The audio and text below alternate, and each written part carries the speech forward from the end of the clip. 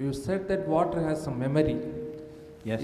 Is there any viability to bring that memory level to our life or something?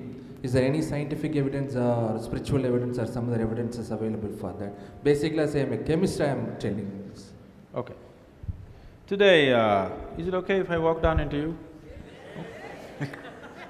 Today, particularly in the last 4.5 years, phenomenal amount of research has gone into water and its water potential. This started off inadvertently because of the way the usable water in the world is receding per person. In India, for example, in 1947, doesn't like me.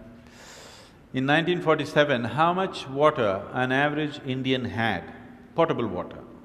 Today, we have only 20% of that. They say by 2025, we'll have only 7% of what we had in 1947 per person. Per capita water, only that much will be available. So because of this, lot of research has gone into water. It went mostly from this line, but slowly they went deeper and deeper into this, and they find, which you must be… being a chemist, you must be very much aware of this, without changing the chemical composition of the water, you can rearrange the molecular arrangement in such a way that the water will behave completely in a different way than the way it does.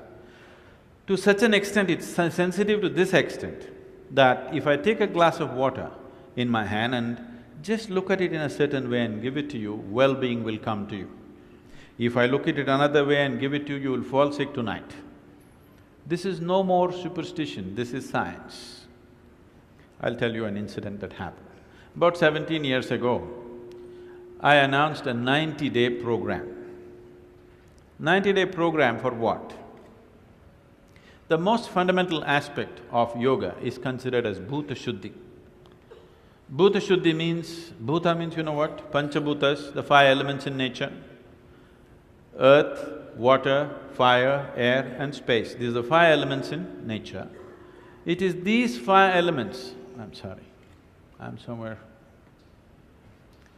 It is these five elements which is the basic components which make this body, which made this planet, which has made the whole universe, isn't it? The whole existence in a way is a play of these five elements. So Bhuta Shuddhi is about cleansing these five elements within the system.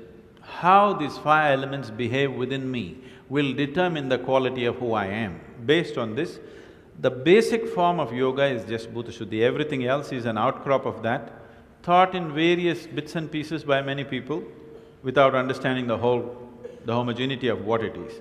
But essentially, it's about taking charge of the five elements.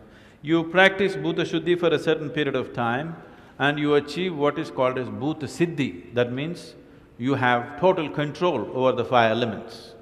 To such an extent, there is any number of incidents where at the time of death or at the time of leaving their body, a yogi goes into a room, people lock it from outside, he goes in and after a few days they open and he's just not there because he dematerializes himself. He doesn't want to trouble you with a funeral, he doesn't want anybody to carry him to the grave, he just dematerializes his own system. 17 years ago, I announced one program for the first time, 90-day program. Why 90 days is, approximately between 40 to 48 days, the system goes through a certain cycle on the elemental level. This is called a mandala. Every 40 to 48 days, there is a cycle where the system goes through this cycle. So this is the reason if you go to any Ayurvedic doctor or a Siddha Vaidya, he will always give you a medicine for 40 days or 48 days to make use of that cycle, natural cycle in the body. So, I said 2 mandalas minimum, 3 would be good, but if I say 3, many things will happen. I said, minimum 2 mandalas, if you do sadhana, you can gain control over your system, those who want to come, you come. And I left the town because I know a lot of drama will happen. Now in a family, husband wants to go for 90 days, wife will do Kathak. Wife wants to go for 90 days, husband acts like Rajinikanth in the house. angry man, walks up and down like a hero. So many things, drama will happen, so I don't want to be there. I said, those who want to come, you come, it's up to you. So after that I came back, to a particular family that I know well.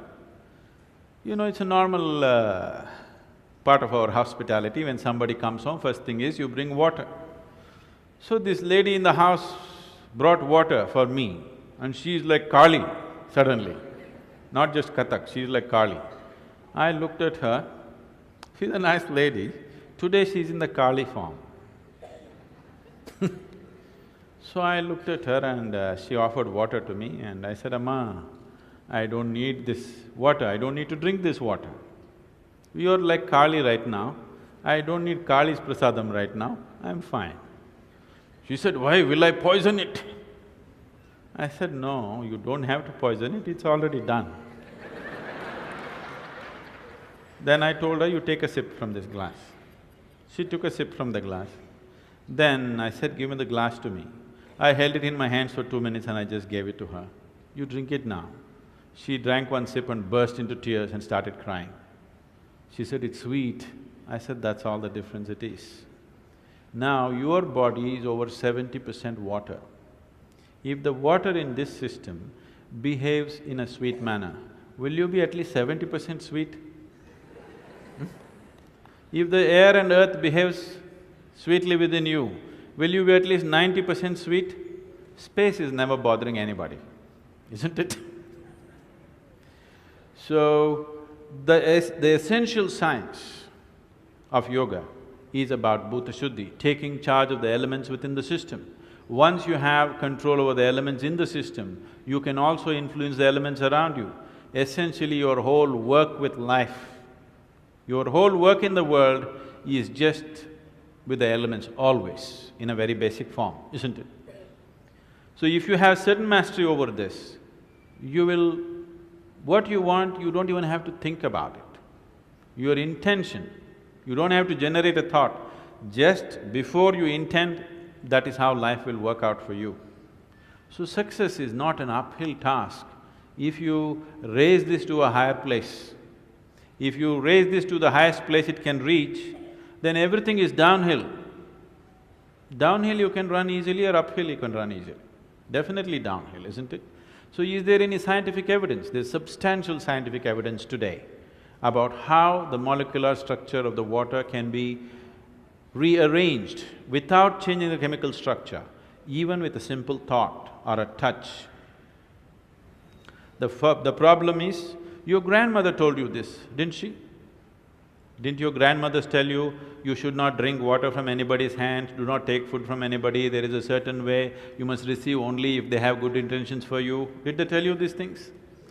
But when your grandmother said it, the problem is if it goes from the east, it is superstition. If it comes from the west, it becomes science. That's where it is.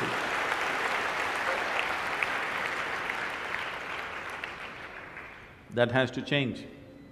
Your generation of people, that's your responsibility to change that. That even if it goes from the east, if it is science, it's science.